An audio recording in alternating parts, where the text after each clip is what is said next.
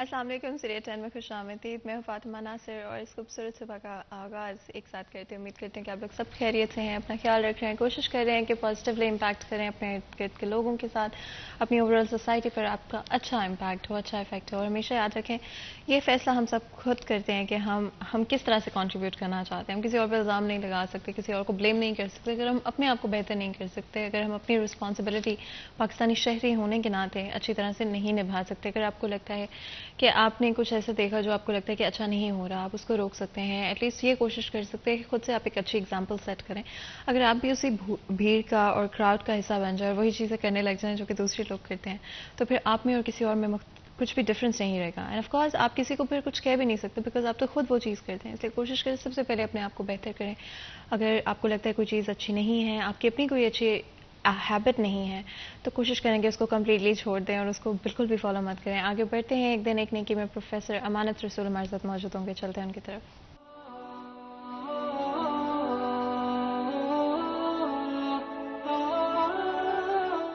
بسم اللہ الرحمن الرحیم. رسول اللہ صلی اللہ علیہ وسلم نے فرمایا کہ مومن دوسرے مومن کے لیے ایک عمارت کی طرح ہے کہ ایک حصہ دوسرے حصے کو مضبوط کرتا ہے. پھر رسول اللہ صلی اللہ علیہ وسلم نے اپنی انگلیوں کو ملا کر یہ دکھایا اور یہ بتایا. مومن دوسرے مومن کے ساتھ اخوت کی بنیاد پر اپنے تعلق کو قائم کرتا ہے، یعنی اللہ کو مانتے ہیں دونوں، رسول اللہ صلی اللہ علیہ وسلم کی رسالت اور نبوت پر ایمان رکھتے ہیں، آخرت کو مانتے ہیں، قرآن اللہ کی کتاب ہے اور جو کتب نازل ہوئی ان پر ایمان رکھتے ہیں. تو جب نظریہ ایک ہوتا ہے، جب عقیدہ ایک ہوتا ہے، تو پھر اس کا اظہار انسانوں کی زندگیوں میں نظر آتا ہے اور نظر آنا چاہیے. اور وہ اظہار یہی ہوتا ہے کہ عقیدہ جب ایک ہے تو پھر باہمی محبت، مودت اور تعلق بھی نظر آنا چاہیے. یہی اسلام کی تعلیم ہے. اور یہ تفرقہ بازی اور فرقہ واریت یہ بہت بعد کی پیداوار ہوتی ہے. بدقسمتی یہ ہے کہ آج مسلمان وہ عقیدہ، وہ سوچ، وہ فکر جو اسے اللہ کی کتاب اور رسول اللہ کی سنت دیتی ہے، وہ اس سے ہٹ کر اپنے قائم کردہ اور پیدا کردہ نظریات اور عقائد کو اختیار کرتا ہے، جس کی وجہ سے معاشرے میں پھوٹ پڑتی ہے، انتشار پیدا ہوتا ہے اور افتراق پیدا ہوتا ہے. اگر ہم یہ چاہتے ہیں کہ ہمارے معاشروں میں استحکام ہو، ہمارے معاشروں میں ہم آہنگی پیدا ہو، تو پھر اس کے لیے ہمیں چاہیے کہ ہم اسلام کی طرف لوٹیں. یعنی بحیثیت مسلمان جب ہم اسلام کو مانتے ہیں تو پھر ہمیں پورے طریقے سے اسلام کو ماننا چاہیے. جو قرآن کہتا ہے اس پر عمل کریں، جو سنت کہتی ہے اس کی پیروی کریں. تو پھر ہی یہ ممکن ہے کہ ہمارے معاشرے میں ایک ہم آہنگی کا رنگ پیدا ہوگا، معاشرے سے ظلم کا، ناانصافی کا خاتمہ ہوگا، اور معاشرے میں ہم ایک دوسرے کے حق کی پاسداری بھی کریں گے اور ایک دوسرے کے حقوق کو بہتر طریقے سے ہم ادا بھی کریں گے. اسی پیغام کے ساتھ آج کے دن کا پروگرام کا آغاز کرتے ہیں. اینڈ جس طرح سے میں ہمیشہ کہتی ہوں، I think there is always room for improvement. And اگر ہم سب یہ فیصلہ کر لیں کہ اپنے آپ کو بہتر کریں گے، اگر ہم سب یہ فیصلہ کر لیں کہ ہر دن کوشش کریں گے کہ پچھلے دن سے بہتر ہوں، اپنے آپ کو انالائز کریں گے، اپنے آپ کو امپروو کریں گے. اینڈ اگر ہو سکتا ہے کہ آپ کسی اور شخص کی مدد کر سکتے ہیں، اگر کوئی اس طرح سے آپ کو لگتا ہے آپ کسی کو ایڈوائس دے سکتے ہیں، صرف اتنا ہی اگر آپ کسی کی بات کو 5 منٹ بیٹھ کے سن سکتے ہیں، تو اسی سے بہت ڈفرینس آ جاتا ہے. ہم سب اتنے مصروف ہوتے ہیں اپنی لائف میں، اپنی لائف کی چیزوں میں، کہ ہم دوسروں کے لیے وقت نہیں نکالتے، ہم اپنے لیے وقت نہیں نکالتے. تو اس لیے جو مرضی لائف میں چل رہا ہو، اپنے لیے وقت نکالیں، اپنے جو لوگ آپ سے پیار کرتے ہیں، جن سے آپ پیار کرتے ہیں، ان کے لیے وقت نکالیں. At the end of the day جب آپ پرائیورٹائز کرتے ہیں ان لوگوں کو، تب ہی آپ سچ میں ایکچولی میں ہیپی فیل کرتے ہیں. آگے بڑھتے ہیں اور چلتے ہیں اپنے نیکسٹ سیگمنٹ کی طرف، جو کہ ہے ٹوڈیز ویدر. مریم رضا ہمارے ساتھ موجود ہوں گی، جانیں گے موسم کی صورتحال. جی مریم. جی بالکل، سرد کپڑوں کا استعمال جو ہے وہ شروع کر دیں، کیونکہ سردیوں کا موسم جو ہے ان کا آغاز ہو چکا ہے.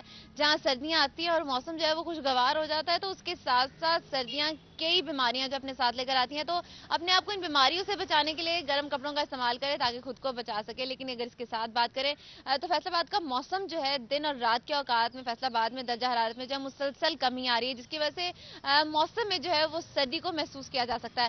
محکمہ موسمیات کے مطابق فیصل آباد کا موسم آج کم سے کم درجہ حرارت جو ہے وہ 17 ڈگری سینٹی گریڈ ریکارڈ کیا گیا ہے، جبکہ دوپہر کے وقت میں زیادہ سے زیادہ 24 ڈگری رہنے کا امکان ہے. ہوا میں نمی کا تناسب جو ہے وہ 72% ہے، جبکہ ہوائیں جو ہیں وہ 2 کلومیٹر فی گھنٹہ کی رفتار سے چل رہی ہیں. ہوائیں چلنے کی وجہ سے فیصل آباد کا موسم جو ہے وہ بھی خوشگوار ہو گیا، اور اس کے ساتھ ساتھ فیصل آباد میں سردی جو ہے وہ بھی محسوس کی جانے لگی، کیونکہ درجہ حرارت جو ہے اس میں کمی واقع ہو رہی ہے. اس کے ساتھ اگر بات کریں تو محکمہ موسمیات کے مطابق آئندہ 24 گھنٹوں کے اندر بارش کا کوئی امکان نہیں ہے، جبکہ موسمی تبدیلیاں اور یہ ہوائیں جو ہے اسی طرح سے چلتی رہیں گی، جس کی وجہ سے فیصل آباد کا موسم جو ہے اس مزید سردی جو ہے وہ بڑھتی رہے گی اور درجہ حرارت میں کمی آتی رہے گی. جی بہت بہت شکریہ مریم اس اپڈیٹ کے لیے. آپ لوگوں نے سنا کہ فیصل آباد شہر میں ٹھنڈ بڑھتی جا رہی ہے دن بدن، تو کوشش کریں کہ اگر آپ لوگ اسپیشلی صبح کے وقت شام کے وقت باہر جا رہے ہیں تو کوئی نہ کوئی جیکٹ یا کوئی نہ کوئی شال لازمی طور پہ لے لیں. اس کے علاوہ کوشش کریں کہ ایک نیم گرم پانی کی بوٹل اپنے ساتھ کیری کریں. دن کے تھرو آؤٹ کوشش کریں کہ اپنے آپ کو ہائیڈریٹڈ رکھیں. سن پروٹیکشن کا استعمال کرنا نہ بھولیں، گرمی ہو یا سردی ہو اپنے آپ کو ہمیشہ پروٹیکٹڈ رکھیں، سن پروٹیکشن کا استعمال کرتے رہیں. اس کے علاوہ یہ بھی خیال رکھیں کہ اوور آل اپنی صحت کا خیال رکھیں. اسموک کا ایشو فیصل آباد شہر میں کافی زیادہ ہے اینڈ اوور ٹائم یہ بڑھتا ہوا ہے نظر ہے. اگر آپ لاسٹ ایئر سے کمپیئر کریں تو اس سال کافی زیادہ آپ کو اسموک محسوس ہو رہی ہوگی، اور بریتھنگ ایشوز، ڈفرنٹ طرح کے فلو سمٹمز آپ ایکسپیرینس کر رہے ہوں گے بیکاز آف دیٹ. تو باہر نکل رہے ہیں، موٹر بائک پہ ٹریول کریں اسپیشلی، تو کوشش کریں کہ ایک ماسک کا استعمال ضرور کریں. کوشش کریں کہ اپنے آپ کو ان ٹائمز میں اگر آپ اسپیشلی باہر نکلیں تو یا تو اوائڈ کریں، نکلنا ہی ہے تو ماسک کا لازمی طور پر استعمال کریں. چلتے ہیں ہماری آج کی ٹاپ سٹوری کی طرف. پی ٹی آئی کا لانگ مارچ جاری، پی ٹی آئی عوامی طاقت دکھانے میں ناکام یا کامیاب؟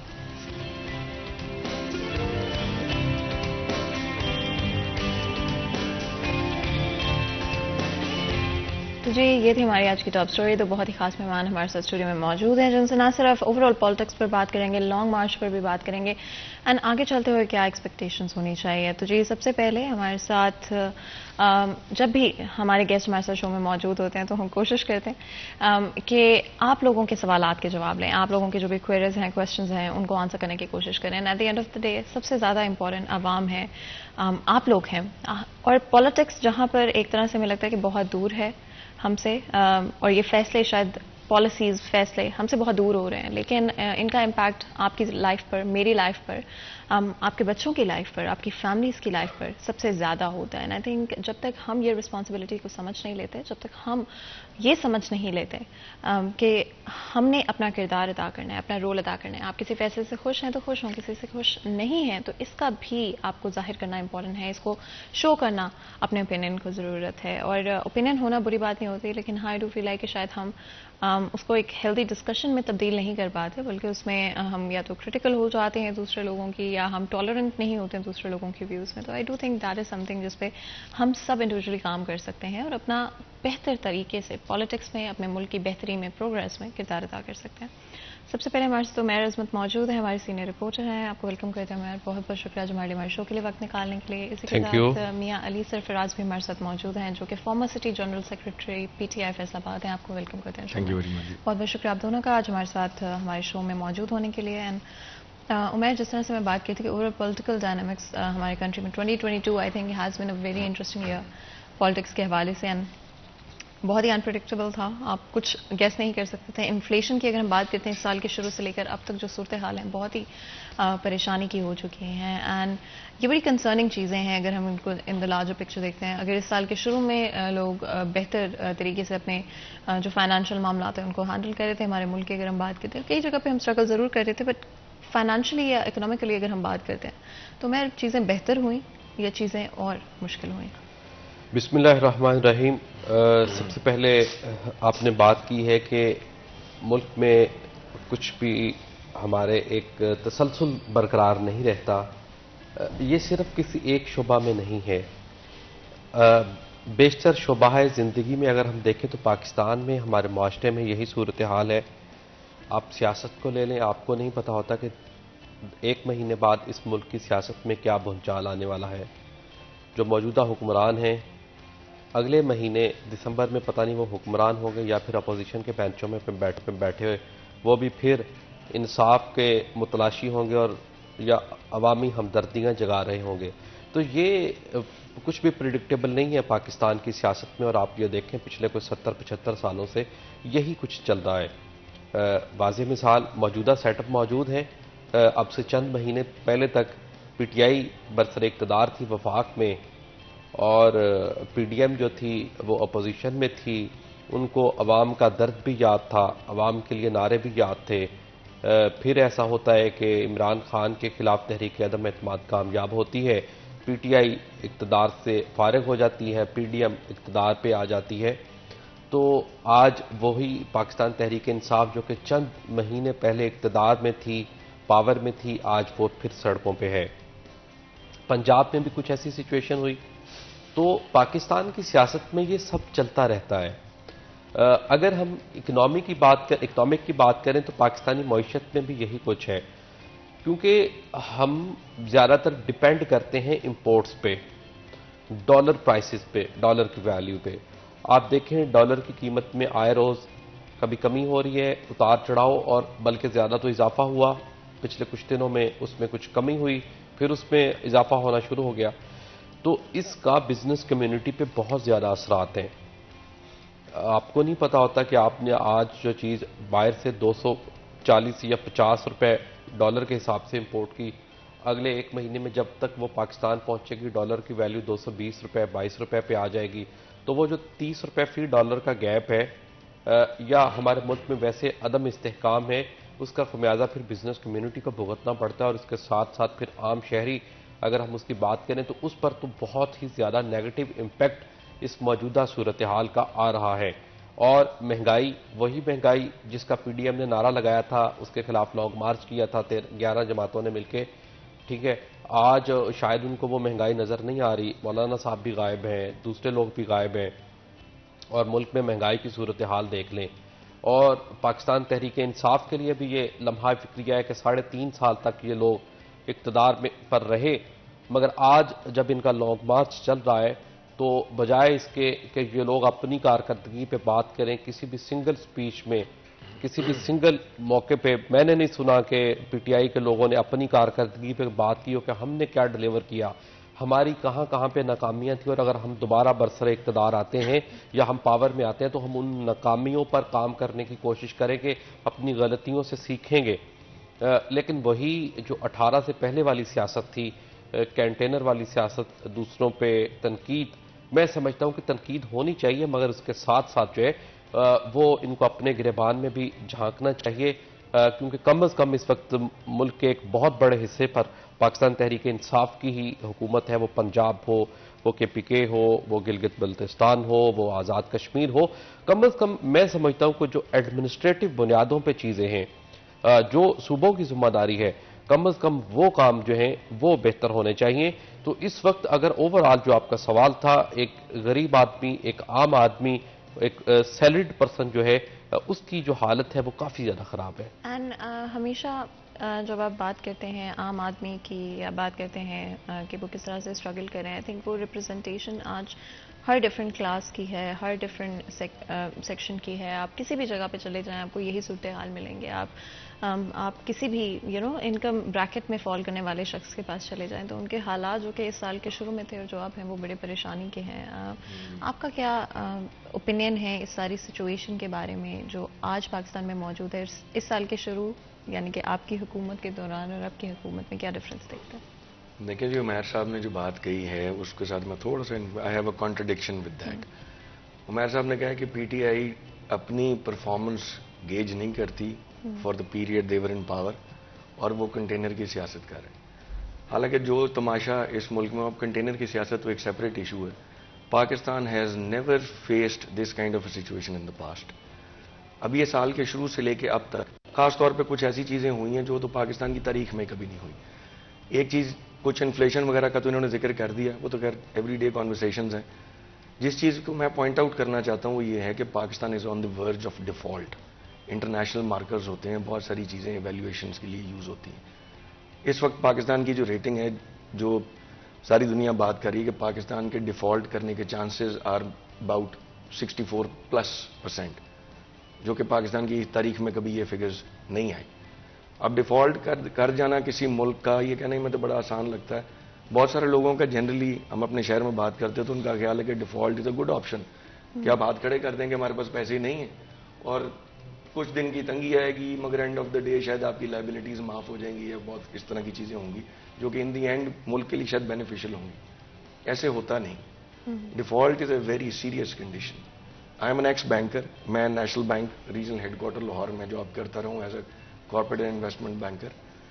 جب ڈیفالٹ ہوتا ہے تو سب سے بڑا پرابلم یہ ہوتا ہے کہ آپ کے لیٹر آف کریڈٹس جو ہوتے ہیں وہ کوئی مانتا نہیں، آپ کی سوورن گارنٹیز کو کوئی نہیں مانتا. اینڈ کرنٹلی اگر آپ دیکھیں تو کیا یہ سب سے بڑا ایشو ہے ہماری جو اکنامک سچویشن یہ ہے؟ سب سے بڑا ایشو ہے آبویسلی. انفلیشن تو آبویسلی ہے ہی ہے، غریب آدمی لیکن کوئی ہم پہ ٹرسٹ نہیں کرتا. کوئی ہم پہ ٹرسٹ نہیں کرے گا انٹرنیشنل ورلڈ میں. اور آپ ایک امپورٹ اورینٹڈ اکانومی ہے، آپ کا تو انڈسٹریل را مٹیریل ہی موسٹلی امپورٹڈ ہے، آپ بنا کچھ نہیں سکیں گے. سب سے بڑی بات ہے آئل. آپ جو آئل امپورٹ کرتے ہیں، آپ کو اگر 2 مہینے کا 3 مہینے کا یا مہینے کا آپ نے آئل امپورٹ کرنا تو آپ نے لیٹر آف کریڈٹس کی بیسس پہ کرنا ہوتا ہے. اگر آپ کو کیش پہ انٹرنیشنل مارکیٹ سے فیول پرچیز کرنا پڑ جائے، آپ کی ٹرانسپورٹیشن رک جائے گی، آپ کو راشننگ کرنی پڑے گی، آپ کو اتنا فیول ملے گا جتنا آپ کیش پہ لے سکیں. اچھا، کرنٹلی اگر آپ فیول پرائسز کو دیکھتے ہیں یا اور جو ہماری ڈیلنگز ہیں اسپیشلی دوسرے کنٹریز کے ساتھ جو کہ امپورٹنٹ پلے کرتے ہیں رول ہماری اکانومی کے اندر، کیا صورتحال لگتا ہے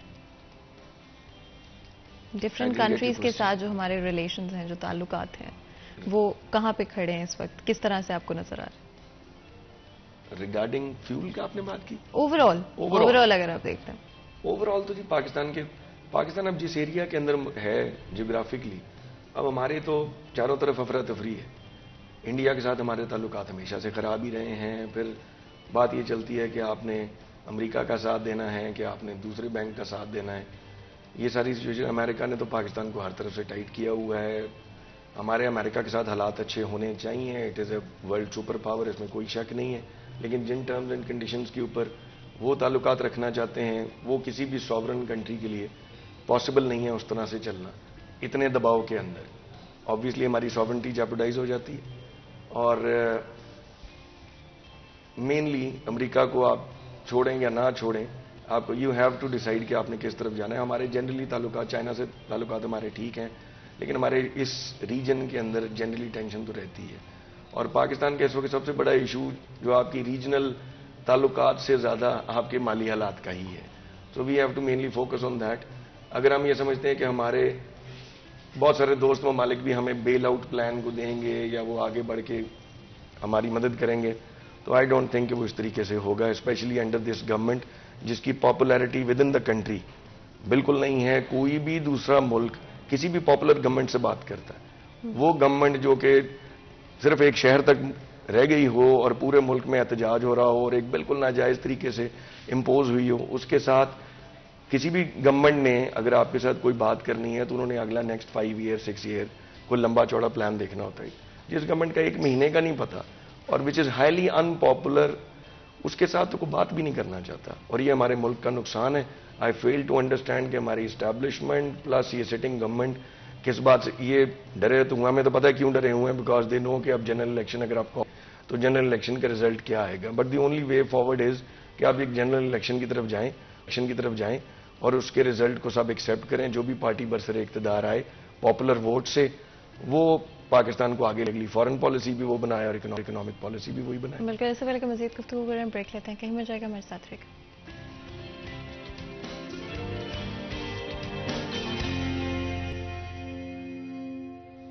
ویلکم بیک. سیریہ چینل میں ایک دفعہ پھر آپ کو خوش آمدید کہتے ہیں. بریک میں جانے سے پہلے گفتگو جاری تھی، پالیٹکس کے حوالے سے بات کر رہے تھے، ڈفرینٹ ایشوز جو کہ آف کورس ہماری اکانومی میں اس وقت موجود ہیں.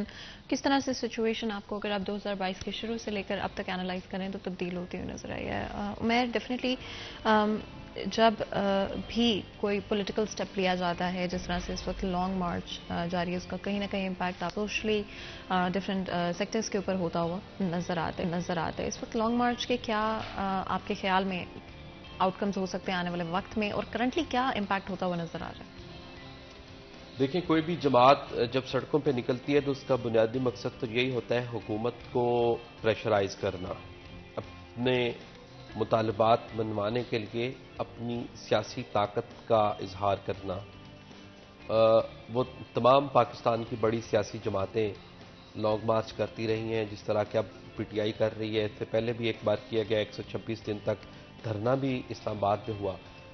اگر آپ دیکھیں کہ سیاسی جماعتیں اپنے مطالبات فوری طور پہ اس کا کیا آؤٹ کم نکلتا ہے، وہ پاکستان میں بڑا مشکل ہے۔ 126 دن تک کا دھرنا جو پی ٹی آئی کا ہے وہ اس بات کا ثبوت ہے کہ پھر وہ سانحہ اے پی ایس ہوا، دھرنا ختم کرنا پڑا، مگر اس وقت بھی جو مطالبات تھے وہ فوری طور پہ منظور نہیں ہوئے تھے۔ ابھی بھی جو پی ٹی آئی کا مطالبہ ہے کہ صاف شفاف یا فوری الیکشن، صاف شفاف تو ہر جماعت کلیم کرتی ہے کہ ہم نے منصفانہ الیکشن کروائے، ٹھیک ہے۔ 18 میں جس طرح سے پاکستان تحریک انصاف برسر اقتدار آئی، اب پی ٹی آئی کی جانب سے یہی کہا جاتا ہے کہ جب ہم پاور میں آئے تو یہ صاف الیکشن تھے، مگر جو دوسری اپوزیشن جماعتیں تھیں ان کی جانب سے کہا گیا کہ نہیں یہ صاف الیکشن نہیں تھے، پی ٹی آئی کو جتوایا گیا۔ اسی طرح 13 کا الیکشن تھا تو مسلم لیگ نون نے ون کیا تھا، تب پی ٹی آئی نے کہا تھا کہ یہ آروز کا الیکشن ہے، آروز نے نتائج تبدیل کیے۔ یہ ہماری سسٹم کی، ہمارے الیکشن کمیشن کی ہماری بدقسمتی ہے کہ ہمارا جو وہ نظام جس کے ذریعے ہم اپنے عوامی نمائندوں کا چناؤ کرتے ہیں اور پھر اپنی حکومت کا چناؤ کرتے ہیں، تو وہ ہی اس کی کریڈیبلٹی پر یہ اگر سوالیہ نشانات اٹھتے ہیں، اس پر انگلیاں اٹھتی ہیں، تو میں سمجھتا ہوں کہ یہ کم از کم پاکستان کے لیے یہ انتہائی افسوسناک اور شرمناک ہے۔ اگر آپ کی اجازت ہو میں تو ہمارے ساتھ ایک کالر موجود ہے، جی بات کرتے ہیں۔ السلام علیکم جی۔ جی کیسے ہیں آپ؟ ہیلو جی جی، کون بات کر رہے ہیں، کہاں سے بات کر رہے ہیں؟ محمد ایان بات کر رہا ہوں فیصلہ آباد سے، گلبہار کی گلی۔ جی بتائیں، کچھ پوچھیں گے، کچھ شیئر کریں گے؟ جی میں یہ آپ کے جو مہمان ہیں میاں محمد علی سرفراز، جی ان سے پوچھنا چاہ رہا ہوں، میں جانتا ہوں ان کو، ان کے دور میں انہوں نے مجھے، میرے رہائش ہے گلبہار کالونی میں، انہوں نے مجھے جنرل سیکرٹری لگایا تھا۔ تو میں یہ جاننا چاہ رہا ہوں کہ انہوں نے ابھی لاسٹ وزٹ کیا ہے حقیقی مارچ کا اسد عمر کے ساتھ، انہوں نے کیسا رد عمل پایا ہے، عوام میں کیسا جوش ہے؟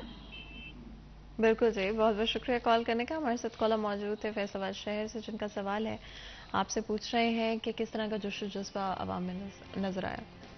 جی دیکھیں، عوام میں جذبہ تو بہت زیادہ ہے، اسپیشلی جو وزیر آباد والا انسیڈنٹ ہوا اس کے بعد۔ خان صاحب کی کال کے اوپر آپ نے دیکھا پچھلے اب کچھ مہینے کے اندر ان کا بیانیہ ایسا ہے کہ وہ بیانیہ ہی وہ کر رہے ہیں ایک عام آدمی کے دل کی بات، ایک عام پاکستانی کے دل کی بات۔ ہماری قوم نہیں چاہتی کہ ہمارے ملک کے فیصلے باہر سے کیے جائیں، یہ بات لوگوں کے دل کو لگتی ہے۔ ہماری قوم یہ نہیں چاہتی کہ ڈیلی میل میں جس طرح ہمارے ملک کا وزیر اعظم باہر جائے اور وہاں پہ ایک جج میتھیو نے جس طرح بیان دیا کہ جی ہمارے ملک میں وزیر اعظم کے لیے اور ایک عام آدمی کے لیے ایک ہی قانون ہے، یہ ہمارے ملک کے لوگوں کی بھی خواہش ہے کہ ہمارے ملک میں بھی فیصلے ایسے ہی ہوں، بشک ایک طرف وزیر اعظم ہو اور ایک طرف ایک کامن مین ہو، فیصلے ویسے ہی ہونے چاہیے، انصاف ہونا چاہیے۔ اس کے بعد آپ کے پاکستان کے سب سے بڑا لیڈر اگر اپنے جائز مطالبات کے لیے سڑکوں پہ نکلے اور عوام کی سپورٹ کے ساتھ نکلے تو اس کو گولیاں نہیں مارنی چاہیے، یہ ہماری عوام کے دل کی خواہش ہے۔ آرمی ایکٹ میں جس طرح تبدیلی لانے کی کوشش کی جا رہی ہے اپنے ذاتی چھوٹے چھوٹے فائدوں کے لیے، اس کے وہ عوام کی خواہش ہے کہ پاکستان کے اندر جو بھی آرمی چیف بھی اگر آتے ہیں تو جو بھی میرٹ پہ بنتا ہے وہ ہو، ایسے چیزوں کو توڑ مروڑ کے اپنے ذاتی مفادات کے لیے لاسٹ مومنٹ پہ ایکٹس میں تبدیلی نہیں کرنی چاہیے جس سے کوئی ایسا فائدہ اٹھایا جا سکے جو کہ آنے والے وقتوں میں بھی پولیٹیکل نظام کو بھی تباہ کر دے۔ ایک free and fair election required ہے۔ جنرلی لوگوں کی ڈیمانڈ ہے کہ جی انفلیشن نہیں ہونی چاہیے، غریبوں کے چولہے نہیں بند ہونے چاہیے، آپ کے ملک کی کو ڈیفالٹ نہیں کرنا چاہیے۔ اب ان ساری چیزوں کے اوپر اگر آپ 22 کروڑ عوام کو کہیں تو وہ خواب کسی بھی جماعت کے ہوں، ایز لانگ کہ وہ پاکستانی ہوں، ان کے دل کی خواہش ہوگی کہ یہ بندہ جو سڑکوں پہ ہمارے لیے اور ہمارے بچوں کے لیے نکلا ہے، اس کا موقف جو ہے وہ ہمارے دل کو لگتا ہے، اور پاکستان سے میرے خیال میں ہر پاکستانی کو اتنا پیار ضرور ہے کہ وہ باہر نکلے گا، اور وہ نکل رہے ہیں۔ عورتیں، بچے، ہم لانگ مارچ میں گئے اور ہم نے لوگوں کو چھتوں پہ بھی، خواتین کیونکہ سڑکوں پہ نہیں آ سکتی، I am sorry I am taking your time, تھوڑا سا ایکسٹرا ٹائم دے دیجئے کیونکہ یہ بڑا امپورٹنٹ ہے، اس وقت پاکستان کا سب سے بڑا ایونٹ ہے، سب سے زیادہ ہسٹری میں پاکستان میں لوگ اس دفعہ نکلے ہیں، اور اس کا اب آپ کو نتیجہ خان صاحب کی غیر موجودگی میں اسد عمر صاحب ایک سائڈ سے لانگ مارچ کو لیڈ کر رہے ہیں، شاہ محمود قریشی صاحب دوسری سائڈ پہ لیڈ کر رہے ہیں، سائملٹینیسلی پورا پاکستان ہر شہر میں باہر ہے. اس سے اچھا رسپانس پاکستان کی تاریخ میں کبھی کسی نے نہیں دیکھا. بالکل. عمیر، یہ نیریٹو جس کی بات کر رہے ہیں، یہ ہم پہلے بھی ڈسکس کر چکے ہیں ویسے شو کے اندر، یہ نیریٹو آگے آنے والے وقت میں کس طرح سے تبدیل ہوگا؟ دیکھیں، اگر آپ نیریٹو بیانیے کی بات کر رہی ہیں یا وہ طریقے کا، میں بیانیے کی اگر بات کروں تو سٹوری ٹیلنگ ایک بہت بڑی سکل ہے. آپ اس میں تھوڑا سا بتاتا ہوں آپ کو کہ بیانیے میں پاکستان تحریک انصاف بہت ماہر ہے، اور بالخصوص عمران خان صاحب بہت ماہر ہیں.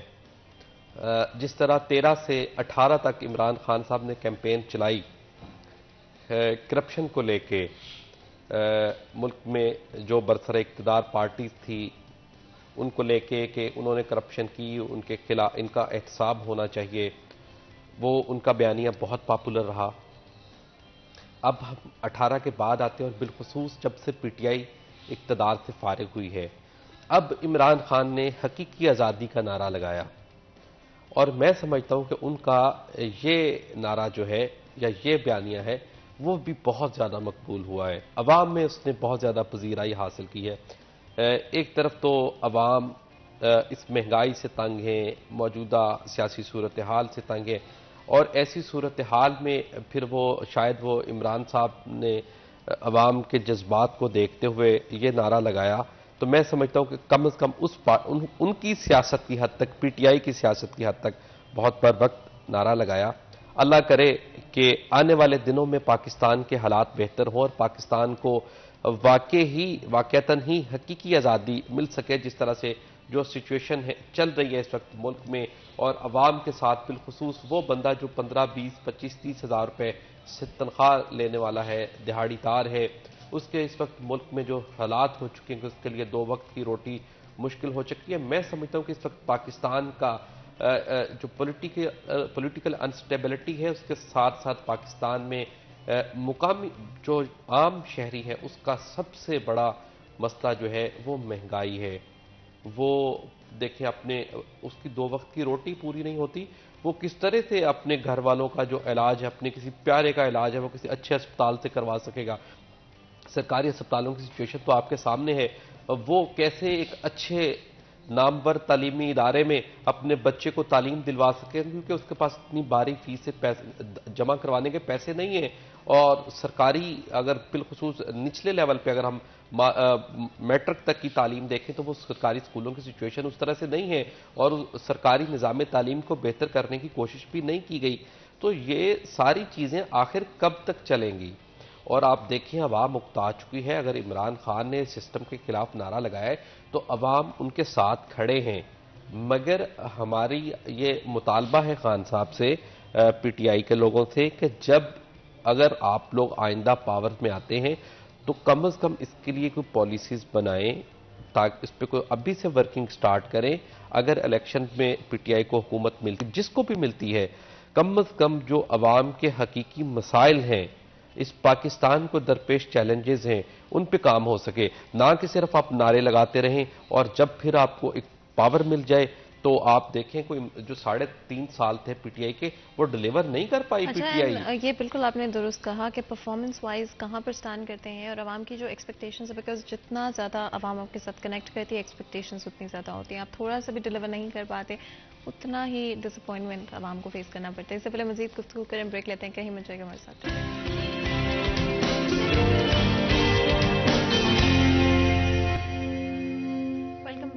چینل میں ایک دفعہ پھر آپ کو خوش آمدید کہتے ہیں. بریک میں جانے سے پہلے گفتگو جاری تھی، پالیٹکس پر بات کر رہے تھے، اینڈ کس طرح سے ڈفرینٹ پولیٹیکل سیناریوز کی وجہ سے ہماری لائف پر امپیکٹ ہوتا ہے، آپ کی لائف پر، میری لائف پر، and at the end of the day ہمارے ملک کی پروگریس میں ہمارا بہت بڑا کنٹریبیوشن ہے. جتنی جلدی ہم اس بات کو سمجھ رہے ہیں اور جتنی اچھی طرح ہم اپنے ملک کے ڈفرینٹ ڈیسیجنز میں پالیسیز میں اپنا کردار ادا کریں. اگر آپ وہاں جا کے کچھ نہیں کر سکتے تو ایٹ لیسٹ ووکل ہو کر بات کریں اس بارے میں کہ کہاں پر آپ کو لگتا ہے چیزیں بہتر ہو سکتی ہیں, کس طرح سے چیزیں بہتر ہو سکتی ہیں.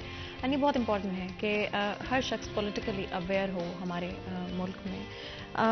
بریک میں جانے سے پہلے ڈفرینٹ چیزوں کے بارے میں بات کی, لیکن آئی تھنک پالیٹکس ایک بڑا انٹرسٹنگ ٹاپک رہا ہے ہمیشہ سے, اور یہ نہ صرف ہمارے پروگرام میں بٹ آلسو ہمارے ملک میں بڑا ایک انٹرسٹنگ ٹاپک رہا ہے. کچھ لوگ پولیٹیکل انٹرسٹ کی وجہ سے جاتے ہیں. آپ پولیٹیکل بیک گراؤنڈ سے بلانگ کرتے ہیں اور آپ نے گروئنگ اپ اپنے ہاؤس ہولڈ میں آپ دیکھتے ہوں گے کہ پالیٹکس کی بات ہو رہی ہے, ڈفرینٹ چیزوں کی بات ہو رہی ہے. کس طرح سے اس نے امپیکٹ کیا آپ کے پالیٹکس میں آنے کے ڈیسیجن کو, اور کیا کوئی پوائنٹ ایسا بھی تھا جہاں آپ نے سوچا کہ یہ میں بالکل نہیں کرنے والا؟ دیکھیں جی, دونوں چیزیں میرے پہ دونوں چیزیں اپلائی کرتی ہیں. فیملی بیک گراؤنڈ تو اپلائی کرتی ہے, بٹ مائی فادر, میرے والد صاحب 3 دفعہ وفاقی وزیر رہے, MNA رہے اور بڑے پرومیننٹ پولیٹیشین رہے تھرو آؤٹ ہز لائف. لیکن ایک مزے کی بات یہ ہے کہ ہی نیور پشڈ می. انہوں نے مجھے کبھی نہیں کہا کہ تم سیاست میں آؤ. میں اکیلا بیٹا ہوں, I am the only son, اور لوگوں کا خیال تھا کہ لیگیسی برقرار رہنی چاہیے, سیاسی باپ کا سیاسی بیٹا ہے, سیاست میں آنا چاہیے. لیکن میرے والد نے ایک دفعہ نہیں مجھے یہ کام کہا, بلکہ میں نے اپنی کریئر کی شروعات میں یو فون میں جاب کی, 2 سال شوقیہ لاہور میں. I was looking after retail sales of Ufone. National Bank میں گیا, 2 سال وہاں جاب کی, الٹیمیٹلی ریزائن کر دیا. اپنا ذمہ دارہ کرتا ہوں, وہ کرنے لگ پڑا. That's my main source of income. میرے والد نے, مگر میں نے اپنے گھر میں ایک چیز دیکھی کہ یہ پاکستان کے جو حالات ہیں نا, ہر وقت ہم کہتے رہتے ہیں کہ جی ملکی حالات بڑے خراب ہیں, جی مہنگائی, بے روزگاری, عام آدمی کی زندگی تباہ. یہ آج سے نہیں, میں تو جب سے پیدا ہوا ہوں اور جب سے ہوش سنبھلی یہی دیکھ رہا ہوں. 1993 میں my father was the chairman of the national accountability committee of the cabinet, اور اس وقت انہوں نے نواز شریف کی اکاؤنٹیبلٹی کی تھی. بہت سارے references as chairman of the national accountability committee میرے والد کے ہاتھوں کے بنے ہوئے جو آج تک چل رہے ہیں. He was the first man, he started speaking against Nawaz Sharif کہ انہوں نے اس ملک کو لوٹا ہے. اسٹارٹنگ فرام دا ٹائم جب موٹر وے بن رہا تھا, اس کے اندر انہوں نے کک بیکس لیے. ان کے چیکوں کے نمبر جیسے جیسے ان کے اکاؤنٹوں میں پیسے جاتے رہے, وہ آ کے لائیو PTV پہ دکھاتے رہے.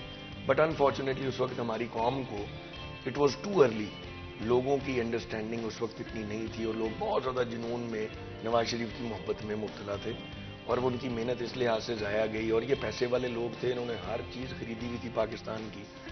انہوں نے پاکستان کی عدلیہ کو بھی خریدا ہوا تھا اس زمانے میں, اور وہ اب کیونکہ وہ ججز اب ریٹائر ہو چکے ہیں, حاضر ججز کے بارے میں تو آپ کچھ کہہ نہیں سکتے پاکستان کے اندر, کہنا چاہیے بھی نہیں ہے, ٹھیک ہے, بیکاز آپ پہ کوئی نہ کوئی کنٹیمپٹ آف کورٹ لگ جائے گی. لیکن اس دور کے جو ججز جو پاسٹ کا حصہ ہیں اور جو برے پریسیڈنٹ سیٹ کر کے گئے ہوئے ہیں, 11 ججز آف دی سپریم کورٹ نے نواز شریف کی گورنمنٹ کو ریسٹور کیا تھا. اور اس زمانے میں یہ بات چلی تھی کہ 5-5 کروڑ روپیہ فی جج لیا گیا ہے. باتیں ابھی تو نہیں چلتی. نسیم حسن شاہ صاحب اس وقت chief justice of the Pakistan supreme court تھے, ان کے اپنے خلاف بھی ریفرنسز تھے, اور میرے والد ہی بنا رہے تھے, اور کچھ لوگوں نے پروفس بھی دیے. لیکن انفارچونیٹلی اس پیسے کا, مجھے یاد ہے, یہ ہسٹوریکل فیکٹ ہے کہ ان کی جب گورنمنٹ ریسٹور کی تو ایک جج صاحب کا بیٹا اب اس دن, جس دن صبح ان کا فیصلہ دینا تھا, رات کو اپنے گھر کی چھت پہ TV اینٹنا ٹھیک کر رہا تھا. وہاں پہ کہیں بارش ہوئی, لوہے کی پائپ سے اس نے کہیں ٹھیک کیا, اس میں کرنٹ آ گیا, and the boy died on the roof top the same night. جس دن نواز شریف صاحب کی گورنمنٹ ریسٹور ہونی تھی, 11 کے 11 ججز سپریم کورٹ میں حاضر ہوئے, جن میں سے ایک جج صاحب اپنے جوان بیٹے کی میت گھر چھوڑ کے بغیر دفنائے فیصلہ دینے آئے تھے. مجھے نہیں سمجھ آتی کہ پاکستان میں کون سا ایسا باپ ہے جس کو اپنے بیٹے کو دفنانے سے زیادہ امپورٹنٹ کام پرائم منسٹر کو ریسٹور کرنا لگے. There has to be a reason. بغیر ریزن کے اتنی محبت کا اظہار کوئی نہیں کرتا. خان صاحب کے ساتھ میں کیوں جڑا, I started politics at the age of 35. Pakistan میں ایلیجبلٹی بہت پہلے ہو جاتی ہے. آئی ڈیسائیڈیڈ کہ اس ملک کے لیے کچھ کرنا, because I saw my father doing it. Is an honest man. ساری عمر کبھی کسی مخالف نے بھی ان پہ کوئی ایلیگیشن کرپشن کی نہیں لگائی. جس گھر میں 1947 میں میری فیملی موو کی تھی فرام جلندر, آج بھی we still live in the same house. لوگوں کی ترقی دیکھ دیکھ کے ہم تو پریشان ہو جاتے, 2-2 مرلے والے 20-20 کنال کے گھروں میں چلے گئے. ہم نے ساری زندگی میں, میرے والد نے اپنے سگے بھائی سے اور اپنی سگی بہن سے ان کا شیئر خریدا, بس اتنی کامیابی ہوئی, اور اپنی بہت ساری زمینیں جائیدادیں بیچ کے سیاست کی. اب سوال یہ ہے کہ why did I come into politics. Khan صاحب جیسا بندہ اب اس ملک میں مجھے تو نا امیدی تھی کہ میں نے اپنے والد کو دیکھا کہ وہ بھی کامیاب نہیں ہو سکے. اس کے بعد 2 ہی جماعتیں رہیں, پیپلز پارٹی اور PMLN. جب یہ دونوں تھے تو میں نے ڈیسائیڈ کیا کہ میں پالیٹکس میں نہیں آؤں گا, بیکاز ان میں سے دونوں میں سے کسی کو میں لیڈر کہہ ہی نہیں سکتا, شرم سے ڈوب مروں گا. So I remained non political till the age of almost 35. 2013 میں خان صاحب پھر میرے گھر آئے اور انہوں نے اس دن میں نے اپنے گھر پہ پارٹی جوائن کی اور میری خوشی کی انتہا نہیں تھی, because I was also waiting for a third option. جس بندے جو آپ کو لیڈ کرے تو کسی لیڈر کے پیچھے چلنے میں شرم نہ آئے. ہی از دیٹ مین. میری خان صاحب کے پیچھے چلنے کی صرف ایک وجہ ہے, میں کوئی سائیکوپینسی نہیں کرتا, میں خان صاحب کی پارٹی میں ہونے کی وجہ سے ان کی تعریف نہیں کرتا. جس دن مجھے لگے نا کہ خان صاحب ایک کرپٹ آدمی ہیں جس طرح یہ باقی سارے ہیں, میں پہلا بندہ ہوں گا جو PTI چھوڑ دے گا. اچھا عمیر, آپ ابھی جب یہ بات کر رہے تھے ایک سرٹن ٹائم کے بارے میں اور کس طرح سے اس وقت عدلیہ کے بارے میں کچھ کہا جا رہا تھا, اگر آپ اس پہ کامنٹ کرنا چاہیں. دیکھیے میاں صاحب نے جس طرح سے باتیں کی ہیں مسلم لیگ نون یا آپ شریف فیملی کی اگر لائف کہیں یا ان کی حکومت کے ادوار جو ہیں وہ ہمیشہ سے اسکینڈلز کی زد میں رہے ہیں اور کیسز سامنے آتے رہے ہیں. اور جس طرح سے میاں صاحب نے بات کی کہ اس وقت جس طرح کہ خان صاحب کی پاپولیرٹی کا گراف بہت زیادہ ہے, تو شاید میاں صاحب ان دنوں میں امیر المومنین بننے کے چکر میں تھے, ان کی پاپولیرٹی بہت زیادہ تھی, اور بالخصوص پنجاب کے لوگ جو تھے وہ میاں محمد نواز شریف سے کافی زیادہ متاثر تھے. اور آپ دیکھیں کہ وہ ان کی شخصیت کا اثر جو ہے وہ آج بھی ہے.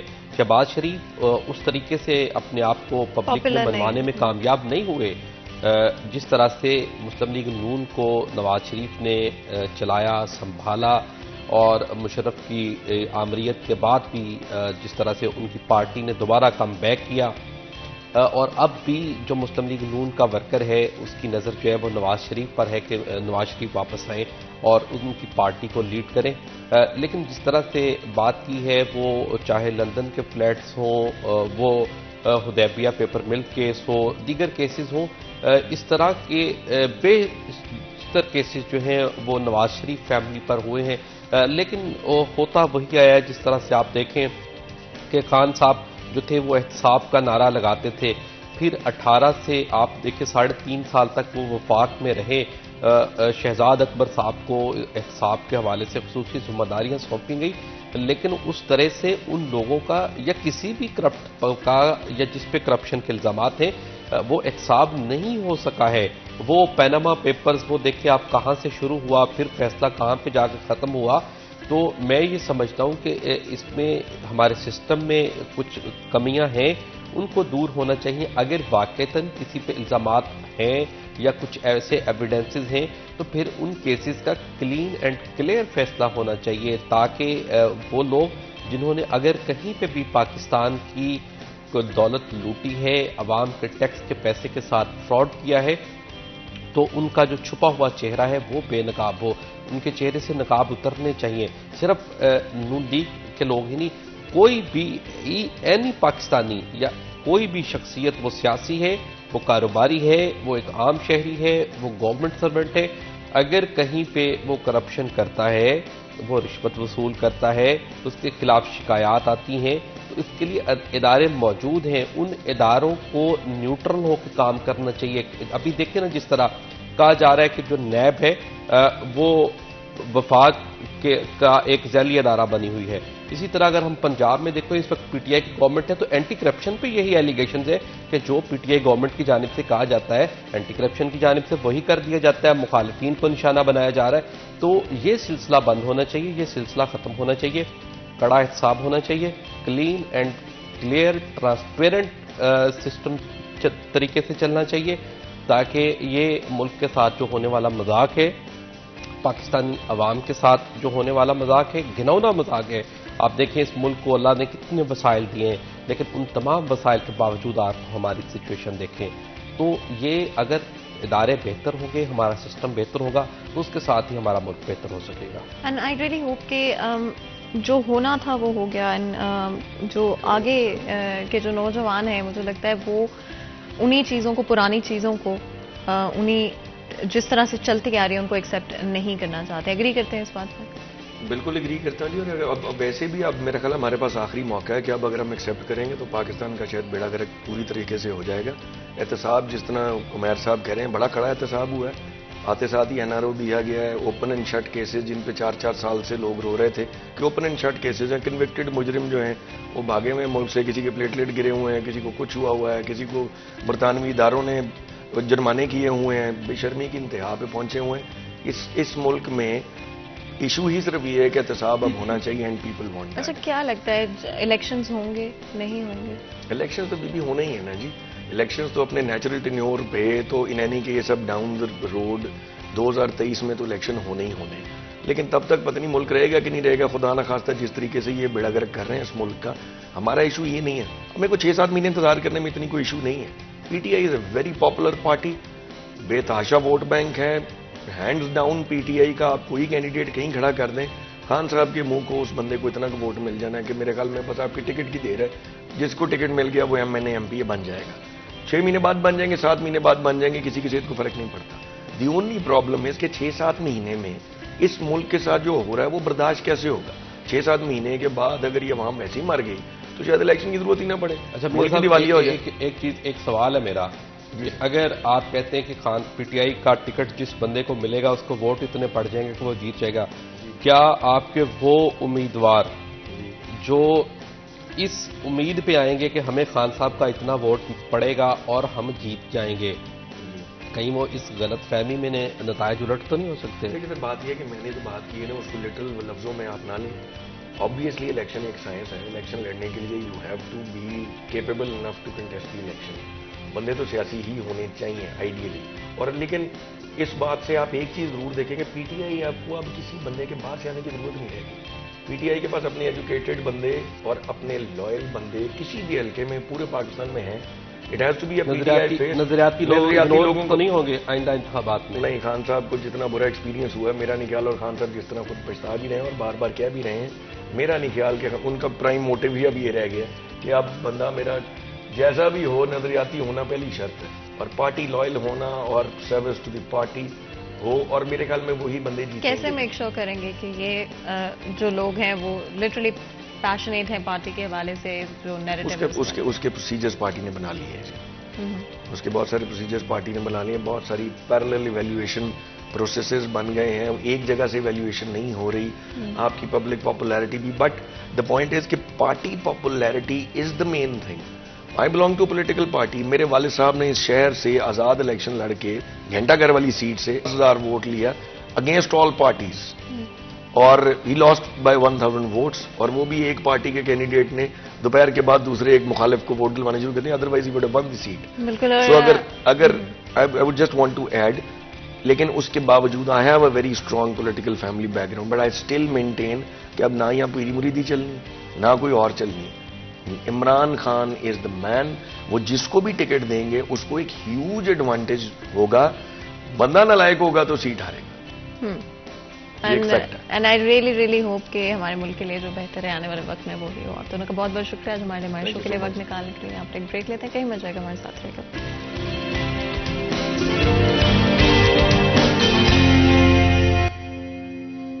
Welcome back. سریہ چند میں ایک دفعہ پھر آپ کو خوش آمدید کہتے ہیں. بریک میں جانے سے پہلے گفتگو جاری تھی. آج ہمارا فرسٹ ہاف پالیٹکس کے بارے میں تھا, انفلیشن کے بارے میں بات کی, ڈفرنٹ ایشوز جو کہ ایگزسٹ کرتے ہیں ہمارے ملک میں اکنامکلی پولیٹیکلی, ان کے بارے میں بات کی. What's really the way forward. اس وقت عوام کو کتنا پولیٹیکلی اویئر ہونا ضروری ہے, کتنا ضروری ہے کہ ہم اپنے ملک کی پروگرس میں, اپنے ملک کے ڈفرینٹ امپورٹنٹ فیصلوں میں بڑھ چڑھ کر حصہ لیں اور اپنا جو فرض ہے اپنے ملک کی طرف اس کو ادا کرتے رہیں. آگے بڑھیں گے, اور اس سے پہلے کہ ہم اپنے نیکسٹ سبجیکٹ کی طرف جائیں, ہمارا نیکسٹ سیگمنٹ ہوگا آج کے بھاؤ.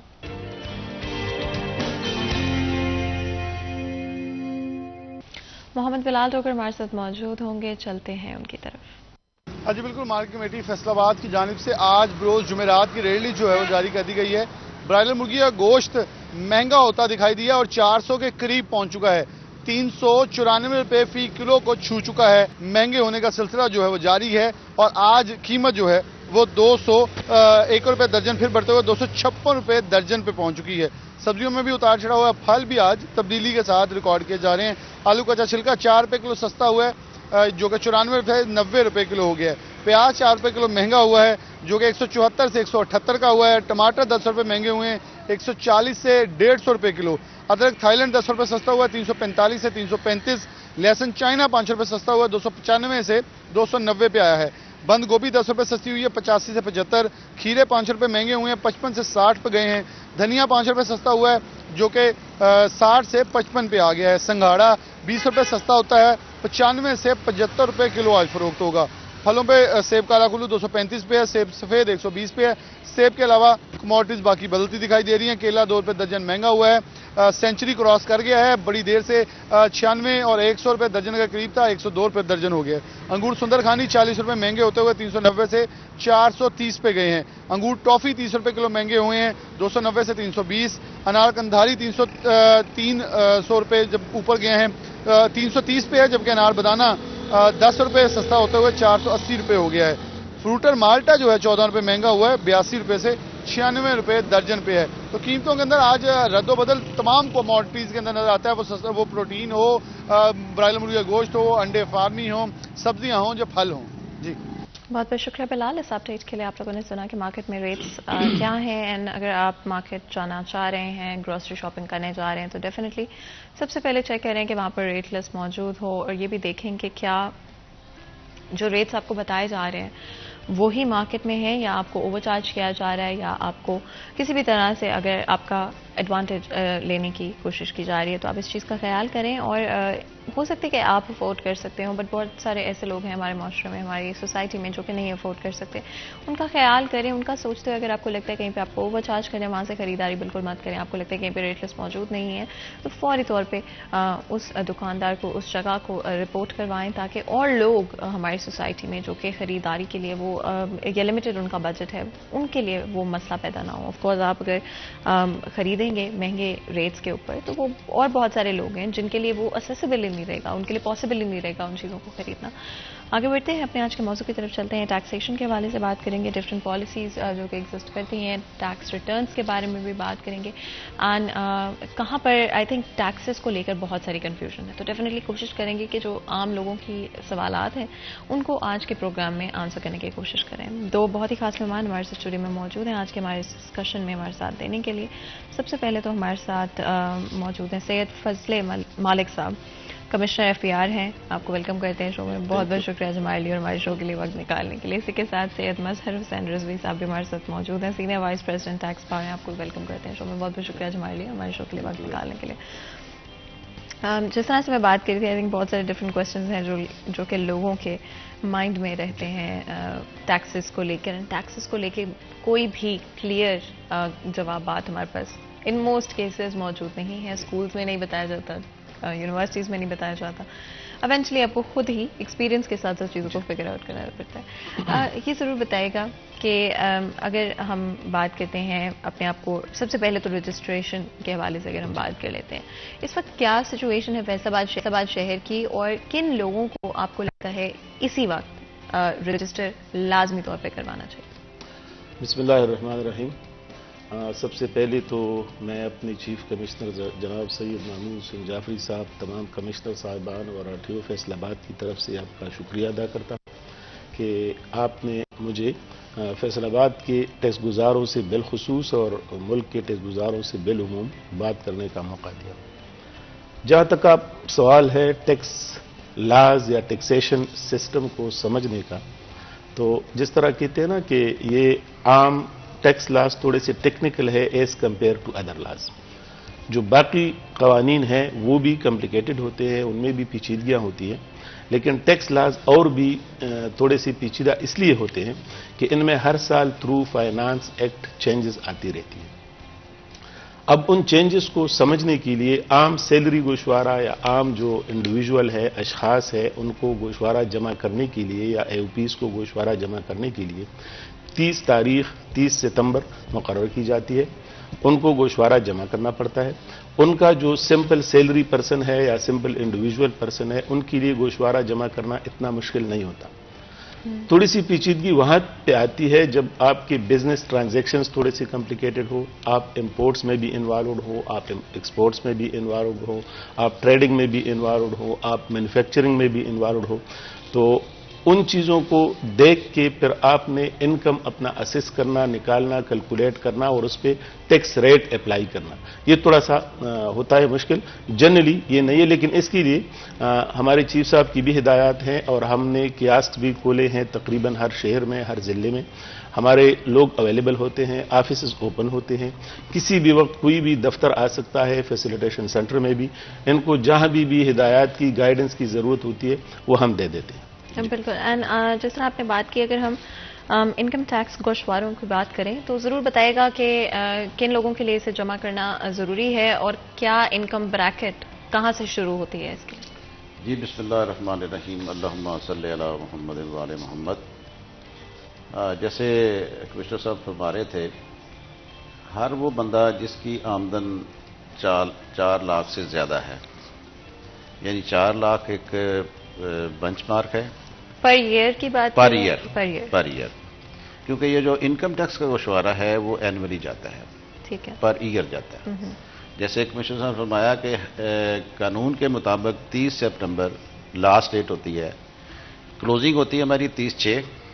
हर जून का आखिरी डेट जो है वो हमारा यानी 1 जुलाई से लेके 30 जून तक हमारा एक फाइनेंशियल ईयर या टैक्स ईयर जो है ना वो होता है, और 3 महीने देता है कानून हमें कि हम उसकी प्रेपरेशन करें, जो डॉक्यूमेंट्स इकट्ठे करने हैं। विद इन 3 मंथ्स हमने वो रिटर्न उसकी फाइल करनी, गोशवारा जमा करवाना है। लेकिन अनफॉर्चुनेटली कुछ सिस्टम की प्रॉब्लम्स, कुछ जब बजट आता है तो उसमें जब बजट को इनकॉर्पोरेट करते हैं हमारे सिस्टम में, IRS में, तो उसमें थोड़ा सा प्रॉब्लम होता है, वो एक्सटेंड भी करनी पड़ती है। जैसे इस दफ़ा भी सैलाब आ गए, ये धरना वगैरह चल रहा है, तो बिजनेसमैन के लिए थोड़ा सा प्रॉब्लम होता है कि वो अपने टैक्स कंसल्टेंट के पास या खुद, क्योंकि डॉक्यूमेंट्स इसमें काफ़ी सारे डॉक्यूमेंट्स चाहिए होते हैं। तो हर वो बंदा जिसकी आमदन 4 लाख से ज़्यादा है, 4 लाख तक एग्जेम्प्ट है, 4 लाख के ऊपर फिर स्लैब रेट आता है, यानी जिस तरह बिजली का स्लैब रेट है ना, जगह 300 यूनिट तक, फिर 600 यूनिट तक, तो हमारे इधर है कि 4 लाख से 6 लाख तक 5% है, 6 से 12 लाख तक 7.5% है। इस तरह एक स्लैब रेट, जिस तरह आपकी इनकम बढ़ती जाती है तो स्लैब रेट यानी टैक्स का रेट भी बढ़ता जाता है। इसके अलावा जिसके पास कोई प्रॉपर्टी है, जिसने कोई इंपोर्ट या एक्सपोर्ट करना है, जिसने कोई कॉन्ट्रैक्ट करना है, जिसके पास जो कानून के मुताबिक सोर्सेज ऑफ इनकम, यानी उसमें 5-6 सोर्सेज ऑफ इनकम है, अगर वो सोर्सेज ऑफ इनकम से इनकम कमा रहा है, इसका आइडिया ये है कि एक आदमी जो कि देखिए इनकम तो मैं खुद कमा रहा हूं ना जी, लेकिन हमने अपनी कौमी जिम्मेदारी पूरी करनी है कि हमने अपना हिस्सा कंट्रीब्यूट करना है टुवर्ड्स नेशनल एक्सचेकर। हम थोड़ा थोड़ा टैक्स जो है ना, हर बंदा जो थोड़ा थोड़ा टैक्स जमा करवाता है, उससे ये सारा हमारा निज़ाम हुकूमत चलता है। अच्छा, एक चीज़ जो कि मैं पूछना चाहूँगी, कुछ लोगों के मल्टीपल बैंक अकाउंट्स है पाकिस्तान में, अक्सर तौर पे इनफैक्ट आपको मल्टीपल बैंक अकाउंट्स मिलेंगे, क्या इससे कोई प्रॉब्लम हो सकती है जब आप फाइल कर रहे हैं टैक्सेशन के लिए या टैक्सेस जमा करवाने में? जहां तक मैं समझाऊं आपकी क्वेश्चन को, एक टैक्स पेयर के अगर मल्टीपल बैंक अकाउंट्स है, अब इनकम टैक्स के कानून में अमेंडमेंट हो गई है, वो आपने सारे बैंक अकाउंट्स को डिक्लेयर करना पड़ता है। जितनी भी आपके बैंक अकाउंट्स है, एक सेक्शन 181 है, उसके तहत रजिस्ट्रेशन के वक्त आपने सारे बैंक अकाउंट्स को डिक्लेयर करना पड़ता है। उन बैंक अकाउंट्स में जितनी भी क्रेडिट एंट्रीज हैं, जितनी भी डेबिट एंट्रीज है, वो आपने रिकंसाइल करने होते हैं। आपने पहले पेचीदगी की बात की ना, कॉम्प्लिकेशंस की, वो अगर आप एक से ज्यादा बिजनेस बैंक अकाउंट्स है तो वो आपने डिक्लेयर करने पड़ते हैं, क्योंकि फिर आपने ग्रास इनकम के लिए क्रेडिट एंट्रीज को अकाउंट फॉर करना पड़ता है और एक्सपेंसेस क्लेम करने के लिए डेबिट एंट्रीज को अकाउंट करना पड़ता है। अदरवाइज ऐसी कोई पाबंदी नहीं है कि आप एक से ज्यादा बैंक अकाउंट नहीं रख सकते, लेकिन उनको रिकंसाइल करना पड़ता है at the time of submission of income tax return. ठीक हो गया। एंड जिस तरह से, क्या आप खुद, आई नो कि ये कॉम्प्लिकेटेड चीजें होती हैं, बट क्या आप खुद, कोई एक आम शख्स خود سے یہ فائل کر سکتے ہیں یا کسی ایکسپرٹ کی مدد لینی پڑے گی؟ اس پر ضرور اگر آپ بتائیں. اس میں میڈم یہ ہے کہ دیکھیں ریٹرن فائل کرنا کوئی پرابلم نہیں ہے. جو بندہ کمپیوٹر نالج اس کا ہے، کمپیوٹر کو نالج ہے، وہ ریٹرن فائل کر سکتا ہے. لیکن income tax, sales tax, excise یہ اسپیشل لاز ہے. جیسے سر نے بات کی تھا ابھی کہ جو دوسرے قوانین جیسے ہمارے سول کا ہے یا کریمنل کا ہے یا بینکنگ کا ہے، اس میں لا وہ ہوتا ہے کہ جو ہم روزمرہ زندگی میں کام کرتے ہیں اور اس کو روکنے کے لیے وہ ایک جنرل سا لا ہوتا ہے. لیکن جو انکم ٹیکس یا سیلز ٹیکس ہے یہ اسپیشل لا ہے. اس میں اسپیشلٹی چاہیے ہوتی ہے بندے کو. اچھا اب ریٹرن تو فائل کر دی، لیکن جو اس کی باریکیاں ہیں، جو اس کے کمپلیکیشنز ہیں، وہ ایک عام آدمی کو نہیں. دیکھیں نا، ہمارے پاس 25، 30، 40 سال کا ایکسپیرینس ہے، تو ہم نے یعنی جو ایک ٹیکس کنسلٹنٹ ہے نا، وہ ریفائن ہوتا ہے. اس نے بڑی دیر پہلے 1926 میں، 1996 میں، 95 میں، 80 میں، 85 میں اس نے کام شروع کیا. سینئر کے ساتھ مار کھائی، پھر خود آہستہ آہستہ آہستہ آہستہ اس چیزوں کو پتہ چلتا ہے. اب ہمیں یہ ہے کہ جب بجٹ آتا ہے نا، تو ہم نے صرف ایک نظر دوڑانی ہوتی ہے کہ کس کس سیکشن میں کیا کیا تبدیلی آئی. تو ہمیں وہ ساری جو ایک چین ہوتی ہے نا جی، کہ اصل لا کیا تھا، اس میں کیا چینج آئی، پھر کیا چینج آئی، پھر کیا چینج آئی. جیسے پہلے 1979 کا انکم ٹیکس آرڈیننس تھا، ابھی 2001 کا ہے. اچھا، یہ ساری چیزیں جو ہے نا ہمارے ایکسپیرینس میں سے گزری ہوتی ہیں. ہم نے وہ چیزیں جو ٹیکنیکلٹیز ہوتی ہیں نا، کہ کس جگہ سے ہم نے ٹیکس کو اوائڈ کرنا ہے. دو چیزیں ہیں، ایک ٹیکس اوائڈنس ہے، ایک ٹیکس ایویژن ہے. ٹیکس ایویژن جو ہے وہ جرم ہے، ٹیکس اوائڈنس جو ہے نا وہ جرم نہیں ہے، وہ ہماری ایکسپرٹیز ہے. تو جیسے سر نے فرمایا کہ 4، 5، 6 جتنے بھی آپ کے پاس بینک اکاؤنٹس ہیں، اگر تو وہ کسی ٹیکنیکل آدمی نے، کسی ایکسپیرینس آدمی نے اس کی ریٹرن فائل کیا ہے، تو اس نے اس کی ریکنسیلیشن بنا کے اس نے اسے ڈکلیئر کرنا ہے. کیونکہ اب ایف بی آر کے پاس جتنے بھی ہمارے بینکس ہیں، ویدر وہ نیشنلائزڈ بینک ہے یا دوسرے بینک ہیں، پرائیویٹ بینک، ان کے سینٹرل ڈیٹا بیس تک ان کی ایکسیس ہے. یعنی ایون ہم جو کنسلٹنٹ ہیں نا، جس کے پاس ہمارا اس بندے کا یوزر آئی ڈی پاسورڈ ہے، تو ہم بھی جا کے ان کے پروفائل میں جا کے نا کافی ساری انفارمیشن لے سکتے ہیں جو کہ اس کے پاس نہیں ہوتی ہے. یعنی کئی دفعہ یہ ہوتا ہے کہ ہمارے پاس ایک کلائنٹ آتا ہے جی، کہتا ہے جی یہ میری ریٹرن فائل کر دیں. ہم اس کا پروفائل چیک کرتے ہیں تو اس میں اس نے کوئی پراپرٹی پرچیز کی ہوتی ہے، اس کو کوئی بانڈ نکلا ہوتا ہے، اس نے بینک میں اس کے پروفٹ اینڈ ڈیٹ ہوتا ہے، وہ میں اس نے بتایا نہیں ہوتا. ہم اس سے بتاتے ہیں کہ بھئی آپ کا یہ بینک اکاؤنٹ ہے، آپ نے یہ پراپرٹی پرچیز کی ہے یا سیل کی ہے، آپ کا یہ بانڈ نکلا ہے. تو پھر وہ بتاتا ہاں جی وہ میرا بانڈ نکلا تھا. تو اس لیے میں کوئی اپنی پروموشن نہیں کر رہا ہوں، لیکن ضروری یہ ہے کہ آپ کسی کنسلٹنٹ کے تھرو اپنے ریٹرن فائل کریں، تاکہ جو بعد میں آنے والے پرابلمز ہیں نا، اس سے آپ بچ جائیں. اچھا، آپ کے خیال میں سب سے بڑا مسکنسپشن کیا ہے ٹیکسیشن کو لے کر یا ٹیکس فائلنگ کو لے کر؟ کیا ایسی چیز ہے لوگ ابھی تک نہیں سمجھتے؟ کیا چیز ہے جس کو ابھی بھی لوگ، یا غلط فہمی اگر آپ کہہ لیں؟ اس میں 2-3 چیزیں ہیں میڈم. وہ پہلی بات تو یہ ہے کہ اگر ہم تاریخ پہ نظر رکھیں تو ویسی بھی پیسہ دینا مشکل کام ہے. کسی سے پیسہ لینا یا اپنی جیب سے پیسہ دینا مشکل کام ہے، آسانی سے نہیں دیا جاتا. ہم تاریخ کے جس دور کو بھی دیکھیں تقریباً ایسا ہی ہوتا آ رہا ہے. نمبر 1.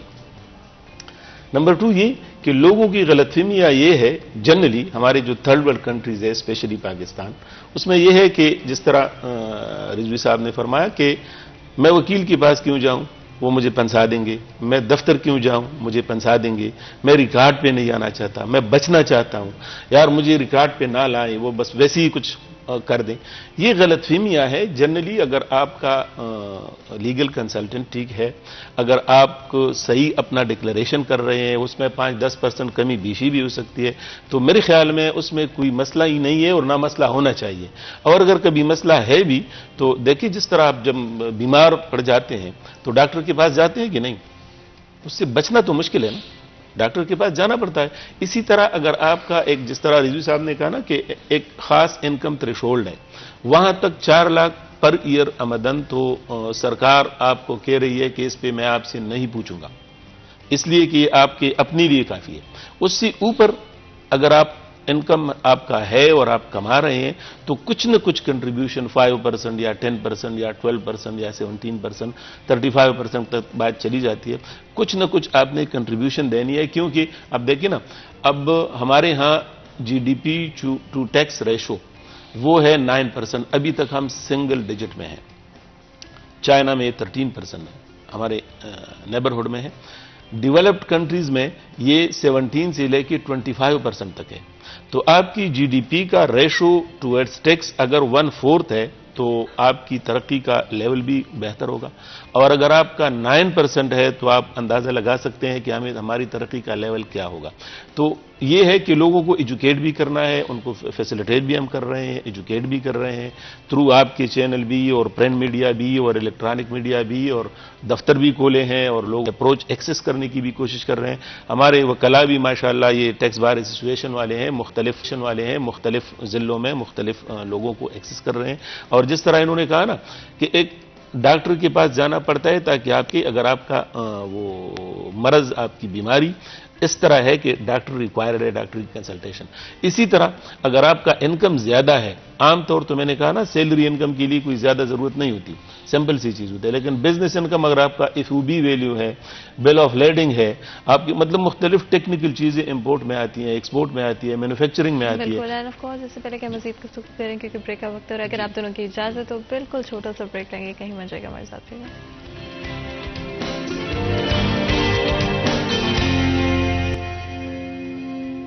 Welcome back. سریع چند میں ایک دفعہ پھر آپ کو خوش آمدید کہتے ہیں. بریک میں جانے سے پہلے گفتگو جائے تھی ٹیکسز کے حوالے سے بات کر رہے تھے.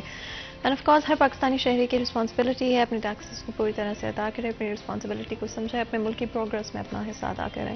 ایک طرف ہم ڈائریکٹ ٹیکسیشن کی بات کر رہے تھے, آف کورس انڈائریکٹ ٹیکسیشن بھی ہماری اکانومی کا ایک بہت امپورٹنٹ حصہ ہوتی ہے. اس بارے میں ضرور اگر آپ بتانا چاہیں انڈائریکٹ ٹیکسیشن کہاں تک ہوتی ہے اور کن کن پروڈکٹس کے اوپر. میڈم ابھی اس بریک سے پہلے بات ہو رہی تھی کہ لوگ ٹیکس میں کیوں نہیں آنا چاہتے. جیسے سر نے 2-3 ریزنز بتائیں, انہوں نے ڈپارٹمنٹل پوائنٹ آف ویو بتایا. بینگ کنسلٹنٹ میں ٹیکس پیئر کا پوائنٹ آف ویو جو ہے نا اس کو ہائی لائٹ کرنا چاہ رہا ہوں. سب سے پہلے تو میں اس موقع کا فائدہ اٹھاتے ہوئے اپنا موقف جو ہے نا سر کے سامنے بھی پیش کرنا چاہتا ہوں کہ جو آپ کا ڈپارٹمنٹ کے لوگ ہیں نا سر, ان کا بیہیویئر ٹھیک کروائے سب سے پہلے. کیونکہ ٹیکس نیٹ میں آنے سے کوئی ڈرتا نہیں ہے, ٹیکس پے کرنا بھی چاہتے ہیں لوگ, ٹیکس پے کر رہے ہیں. انڈائریکٹ ٹیکس جیسے آپ نے بات کی, بجلی کے بلوں میں لے لیں, ٹیلی فون کے بلوں میں لے لیں, پیٹرول لے لیں. ہم ایک ماچس کی ڈبیا خریدتے ہیں نا جی, تو اس کے اوپر بھی ہم ٹیکس دیتے ہیں. ویسے ہم یہ کہتے ہیں جی کہ ہمارے 30 لاکھ یا 35 لاکھ ٹیکس پیئر ہیں جی, ٹیکس گزار ہیں.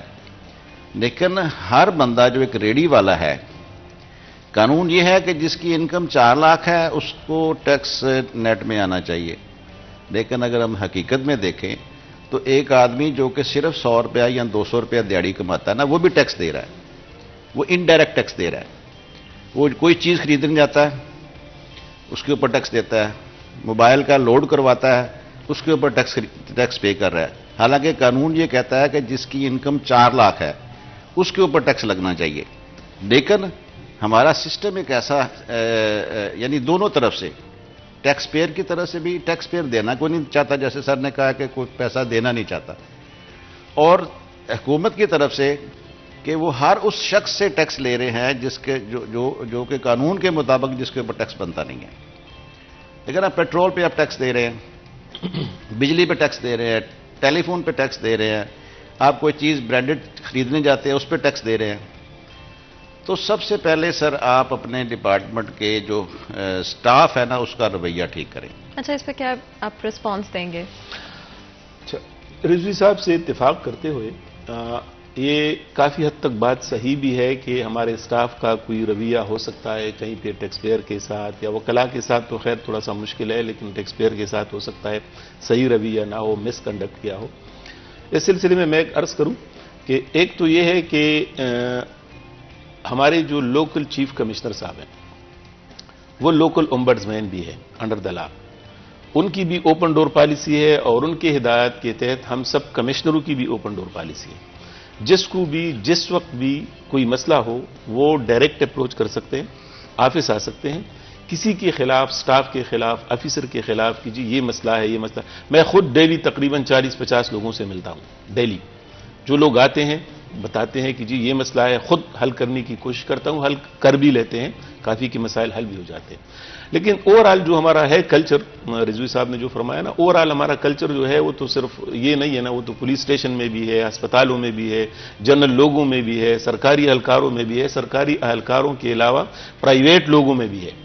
وہ تو ہمارے کلچر کا ایک حصہ ہے. تھوڑا آہستہ آہستہ امپروو کرنا پڑے گا اور امپروو کرنے کی ہم کوشش کر رہے ہیں. اپنے اسٹاف کو بھی بتا رہے ہیں اور ایکشن بھی لیتے ہیں. اچھا, دوسری جگہوں پہ آئی تھنک شاید اتنا محسوس نہیں ہوتا بیکاز آپ کی انٹریکشن اتنی لمبی اور اتنی کنسسٹنٹ نہیں ہوتی. Of course on a yearly basis اگر آپ کو انٹریکٹ کرنا پڑتا ہے اینڈ اٹس فائنینشیل میٹرز ویسے ہی تھوڑے سے سینسٹیو ہوتے ہیں, تو ڈیفینیٹلی آئی کین سی کہ وہ ایک ایشو بن سکتا ہے. کیا آپ کسی طرح کی ریگولیشنز اینڈ پالیسیز پر کام کریں کرنٹلی جہاں پہ ایکچولی میں لائبل ٹھہرایا جا سکتا ہو کسی شخص کو, کسی امپلائی کو, اگر وہ صحیح طرح سے بہیو نہیں کرتے, اگر کسی بھی طرح سے وہ انڈر دا ٹیبل کوئی چیز لینے کی کوشش کرتے ہیں, تو کس طرح کی پالیسیز موجود ہیں؟ دیکھیے, ایک تو جنرل لاز ہیں, جس طرح میں نے آپ کو کہا نا کہ ایک تو ہمارے چیف کمشنر صاحب لوکل ombudsman ہیں, ان کے پاس وربل ریٹن دونوں شکایات ہو سکتی ہیں. ہمارے کمشنروں کے پاس بھی آ سکتے ہیں, ایڈیشنل کمشنروں کے پاس بھی آ سکتے ہیں, ایک سائڈ پہ تھرو اپنے لیگل کنسلٹنٹ بھی آ سکتے ہیں, ڈائریکٹ بھی آ سکتے ہیں. دوسری طرف قوانین بھی ہیں, لاز بھی ہیں.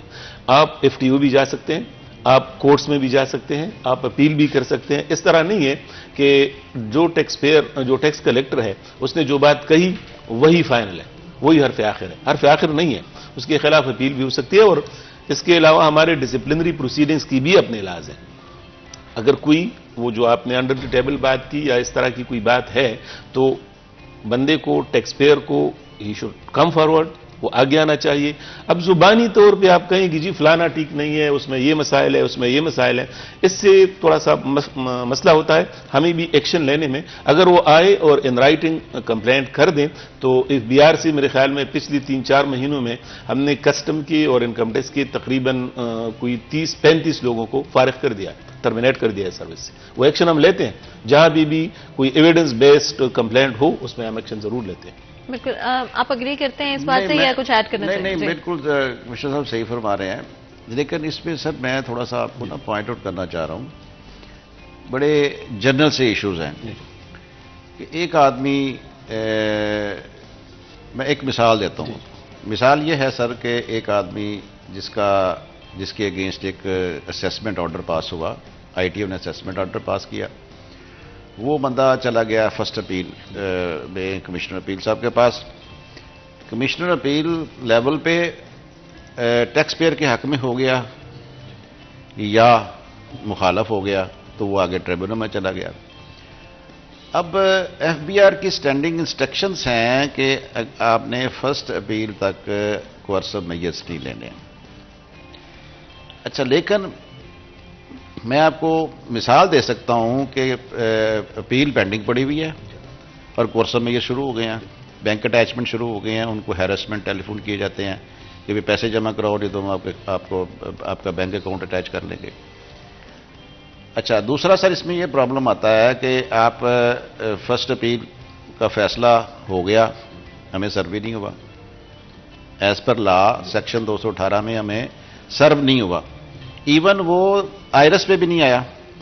فار ایگزامپل سیلز ٹیکس کا ایک فیصلہ ہے, وہ نہ پارٹی کو ملا ہے, ظاہر IRS میں تو اس نے آنا نہیں ہے, اس کا بینک اٹیچ کر لیا جاتا ہے. اچھا, آپ کیا کہیں گے اس حوالے سے؟ ایسا ہے جس طرح رضوی صاحب نے فرمایا, اگر کوئی اسپیسیفک کیس ایسا ہے جس میں واقعی یہ صحیح کہہ رہے ہیں کہ فرسٹ اپیل پینڈنگ ہو تو اس میں ہم کوئرسو میجرز نہیں لے سکتے, اس میں ہم بینک اکاؤنٹ نہیں اٹیچ کر سکتے. اگر ایسا کوئی ہے ایشو, اور میں خود تو نہیں دے رہا ابھی, نہ چیف کمشنر صاحب کے اختیارات سے, وہ چیف کمشنر صاحب کو اختیارات دیے گئے ہیں کہ bank account attachment chief commissioner approval دیں گے, افسر اپنی طرف سے نہیں کر سکتا, ایون کمشنر بھی نہیں کر سکتا. اور ہمارے چیف کمشنر صاحب دیکھتے ہیں, میں خود بھی چناب زون میں دیکھتا ہوں کہ جب تک نوٹس سرور کے ذریعے نہیں, इंस्पेक्टर के जरिए या ऑडिटर के जरिए नोटिस जाएगा, फैसला जाएगा, टैक्स पेयर पे या रजिस्टर्ड पर्सन पे वो खुद सर्विस करेंगे, इंश्योर करेंगे, रिपोर्ट देंगे, उसके बाद फिर चीफ कमिश्नर साहब को हम भिजवाते हैं कि जी हमें इसकी अप्रूवल दे दें। इवन दो आफ्टर इट अगर कोई ऐसा है केस जहां पे एक्शन लिया गया है तो उसमें हम एक्शन भी लेंगे अफसर के खिलाफ। अगर ऐसे पहले तो ऐसा मेरे ख्याल में चीफ कमिश्नर साहब अप्रूवल दे नहीं सकते जब तक वो 4 चीजों को इंश्योर नहीं कराते कि कोई फर्स्ट अपील नहीं है, इसमें कोई रिफंड नहीं है, सर्विस प्रॉपर है, 218 का सर्विस प्रॉपर सारा हो चुका है, असेसमेंट आर्डर भी और अपील आर्डर भी और सारी चीजें। उसके बाद इस बंदे को हमने कांटेक्ट भी किया है और ये पे नहीं कर रहा। 138 के इनकम टैक्स में 138(1) के नोटिस होते हैं, सेल्स टैक्स में STR 1617 होता है। ये सर्विस होने के बाद फिर हम कोर्सिव मेजर पे जाते हैं। इवन इसके बावजूद अगर कोई ऐसा केस है रिजवी साहब के नोटिस में है या कहीं भी है तो हम एक्शन भी लेते हैं और ये तो बाकायदा ठीक ठाक सबूत होगा उस अफसर के खिलाफ, स्टाफ के खिलाफ अगर इस तरह का एक्शन किसी ने लिया है तो। ये सर अभी हम कल एक इसका हाईकोर्ट अपना ट्राइब्यूनल से स्टे लेके आया है और डीसीलिंग करवाई है हमने, कल की बात है। ठीक। अच्छा, नंबर 2 सर ये है कि अगर एक मुझे बंदा टेलीफोन पे कहता है कि भाई पैसे जमा कराओ, नहीं तो मैं तुम्हारा बैंक अकाउंट अटैच कर रहा हूं या तो मैं तुम्हारा प्रेमिसेस सील कर रहा हूं, अब उसका सबूत मैं आपको क्या पेश करूं सर? अच्छा, ये ज़रूर आई थिंक लोग जानना चाहेंगे कि आखिर इस तरह की सिचुएशन खुदा न खास्ता अनफॉर्चुनेटली अगर होती है तो आप क्या कर सकते हैं, क्या लॉज एंड पॉलिसीज आपको प्रोटेक्ट करें। लेकिन उससे पहले एक छोटा सा ब्रेक लेंगे हमारे साथ।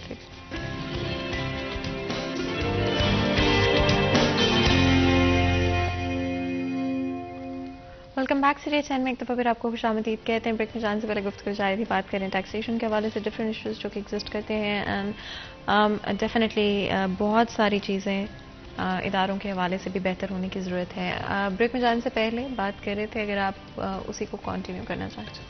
वो जहाँ तक कंप्लेंट्स, बिहेवियर या शिकायत का ताल्लुक़ है, मेरे ख्याल में उसको तो मैं काफ़ी हद तक एक्सप्लेन कर चुका हूँ।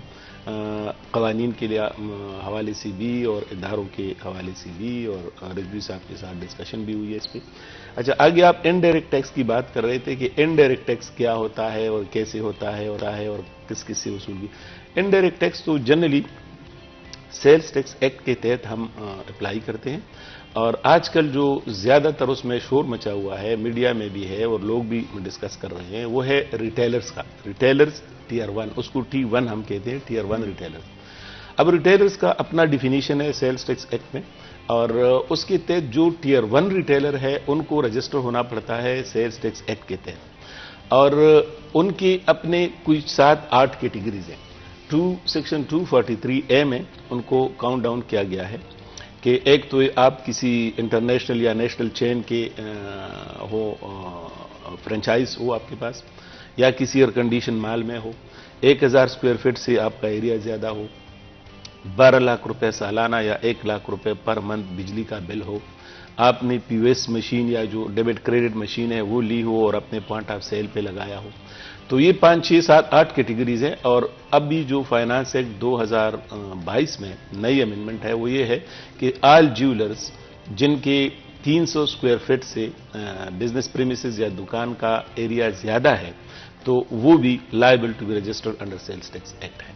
अच्छा, इसमें एक चीज मैं बताता चलूं कि ये उनकी जेब से कुछ नहीं जाता, ये जनरल आम कंज्यूमर जो सेल करते हैं और सेल्स टैक्सेबल अशिया हैं जिसपे सेल्स टैक्स लगता है उन्हीं को कीमत में शामिल हो जाता है और इनकी जेब से कुछ नहीं जाता, उनको कोई मसला नहीं है, उनको कोई प्रॉब्लम नहीं है, ये कोई जेब से नहीं देते। लेकिन ये है कि ये सेल्स टैक्स टैक्सेबल अशिया पे टैक्स लगाते हैं, उसका रसीद देते हैं और वो सिस्टम जो ये टैक्स लगाते हैं वो ऑनलाइन FBR के साथ इंटीग्रेटेड होता है। ये इनडायरेक्ट टैक्सेस का जो आपने कहा था ये वो चीज़। बिल्कुल, कुछ ऐड करना चाहेंगे? जी, इसमें सर मैं थोड़ा सा गाइडेंस आपको देना चाह रहा हूँ कि एक तो सर इसमें आप पहले एक कुरानंदाजी करते थे POS में, वो आपने बंद कर दिया है, तो पता नहीं अब क्या उसमें रीज़न है। नंबर 2 सर इसमें जो प्रॉब्लम आ रही है ना POS में प्रॉब्लम ये आ रही है कि फॉर एग्जाम्पल एक मार्केट है उसमें 50 दुकानें हैं। अब 50 दुकानों में से आप वो जो प्री रिक्विजिट्स हैं उसमें से 30 दुकानें ऐसी हैं जो कोई प्री रिक्विजिट्स में नहीं आती हैं।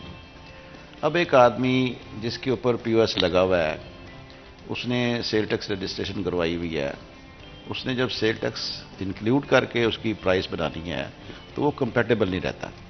اب ایک ہی مارکیٹ میں ایک چیز جو ہے نا وہ 100 روپے کی بک رہی ہے، اور دوسری دکان پہ، ساتھ والی دکان پہ وہ کسی بھی وجہ سے اس کا ایریا کم ہے، سیل ٹیکس رجسٹرڈ نہیں ہے، یعنی پری ریکوزٹ ٹائر 1 میں نہیں آتا، تو اس کی دکان پہ وہ چیز جو ہے نا 102 روپے کی بک رہی ہے، ایک جگہ پہ 115 روپے کی بک رہی ہے، 17 کی بک رہی ہے، ایک جگہ پہ 100 روپے، 102، 103 کی بک رہی ہے. تو جو گاہک ہے، جو کسٹمر ہے، اس نے تو اس جگہ سے چیز لینی ہے نا جی، کوالٹی بھی وہی ہے، پروڈکٹ بھی وہی ہے.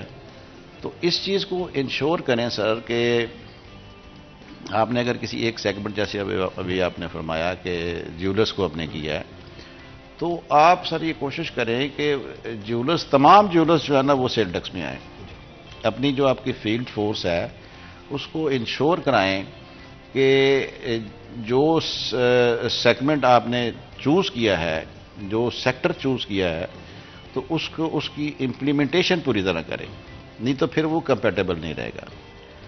اور اس میں سر ایک پرابلم اور آ رہا ہے، وہ یہ ہے کہ اس میں پھر وہ بات آ جاتی ہے ڈپارٹمنٹ کی زیادتی کی، کہ ایک آدمی جس کو جو اس پری ریکوزٹ سے باہر ہے، فار ایگزامپل اس کا ایریا کم ہے، مال میں نہیں ہے، اس کا بجلی کا بل نہیں ہے، یعنی جو ٹائر 1 کی ریکوائرمنٹس ہیں نا اس میں وہ لیکنگ کرتا ہے. میں ایگزامپل دیتا ہوں، importer act, commercial importer act, جو ریٹیلر نہیں سیل کرتا، اب اس کو نوٹس جاتا ہے جی کہ آپ POS لگوائیں.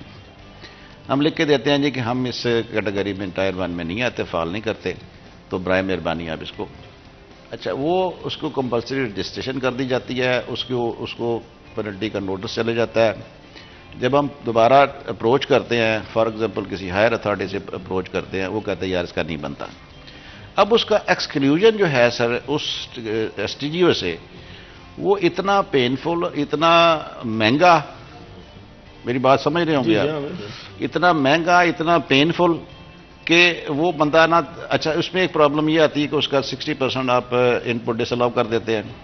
اب وہ ریٹرن دینے سے بیٹھا ہوا ہے، اب وہ پیسے بھی خرچ رہا ہے، وہ چکر بھی لگا رہا ہے، دھکے بھی کھا رہا ہے، ایک دفتر سے دوسرے، دوسرے سے تیسرے، تیسرے سے چوتھے.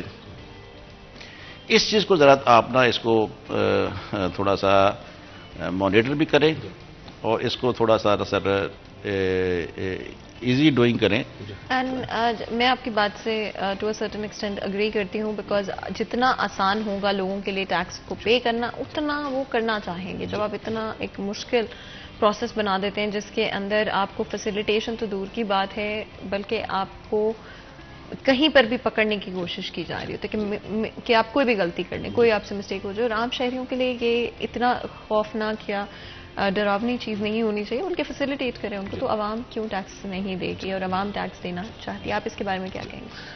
اس پہ 2-3 چیزیں جو رضوی صاحب نے بھی فرمائی اور آپ نے بھی کہا کہ پوائنٹ آؤٹ کی. ایک تو یہ ہے نمبر 1 کہ رضوی صاحب نے کہا کہ جی یہ پالیسی میٹر ہے کہ ایک مارکیٹ میں 30 دکانیں ہیں، 20 دکانیں ٹیکس نیٹ میں ٹیئر 1 کی ڈیفینیشن میں فائل کرتے ہیں اور 10 نہیں فائل کرتے.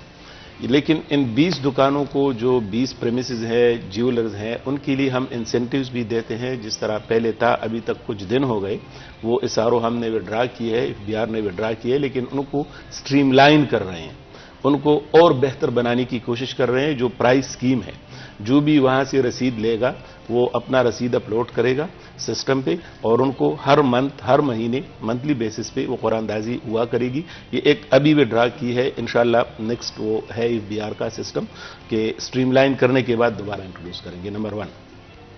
نمبر 2 یہ کہ ایکسکلوژن کا انہوں نے رضوی صاحب نے فرمایا کہ ایکسکلوژن کا کمبرسم پروسیس ہے. کمبرسم میرے خیال میں اس لحاظ سے نہیں ہے کہ اگر کوئی بندہ ہم اس کو کمپلسری رجسٹر کرتے ہیں اور وہ پھر کہتا ہے کہ جی میں ٹیئر 1 کی ڈیفینیشن میں جو 243 میں ہے، 243 اے میں اس میں فائل نہیں کرتا، وہ ایک درخواست دے دیتا ہے کہ جی یہ میرا ایریا کم ہے، یا میں ایئر کنڈیشن شاپنگ مال میں نہیں ہوں، یا میرا بجلی کا بل نہیں ہے.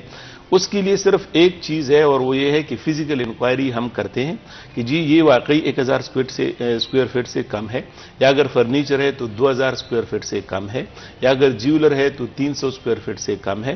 وہ رپورٹ آنے کے بعد میں نے خود تقریباً کوئی 200-250 ایکسکلوژن سرٹیفکیٹ ایشو کیے ہیں پچھلے 2 مہینوں میں.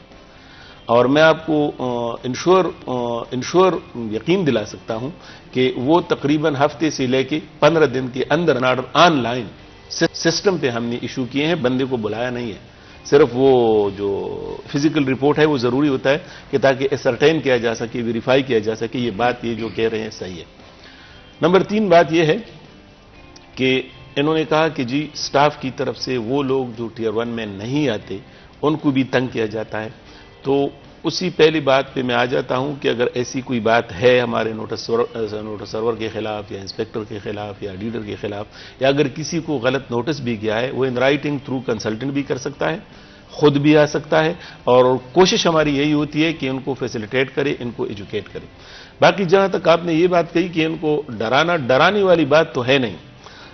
بات یہ ہے کہ آپ سمجھنے کی کوشش کریں گے. جس طرح میں نے پہلے کہا نا کہ اگر آپ بیمار ہیں ڈاکٹر کے پاس تو جانا پڑتا ہے. اب ہمیں وہ چیز اچھی لگتی ہے یا بری لگتی ہے، لیکن جانا تو پڑتا ہے. اسی طرح اگر ہم اس معاشرے میں، اس ملک میں رہ رہے ہیں اور اس ملک کو اپنا ملک کہتے ہیں اور انشاءاللہ کہتے رہیں گے، تو اس میں اپنا حصہ تو ڈالنا ہوگا. جتنا بھی جو جسے کہتے ہیں حصہ بقدر جثہ، جتنا بھی آپ کا حصہ بنتا ہے اتنا تو ڈالنا ہوگا. کہیں نہ کہیں غلطیاں بھی ہوں گی، کم لغزشیں بھی ہوں گی، وہ ان کو ریفارم کرنے کی، ٹھیک کرنے کی کوشش کریں گے انشاءاللہ، اور امید ہے حالات بہتر ہو جائیں گے. بالکل، آپ دونوں کا بہت بہت شکریہ. ہمارے لیے ہمارے پاس وقت بالکل ختم ہو گیا ہے، اور ہم پوری کوشش کریں گے کہ دوبارہ ایک پروگرام پلان کریں. آپ دونوں کا بہت بہت شکریہ ہمارے لیے، ہمارے شو کے لیے وقت نکالنے کے لیے. یہاں پر آج کے پروگرام کا وقت ختم ہوتا ہے. مجھے اجازت ہے، اپنا خیال رکھیں. اللہ حافظ.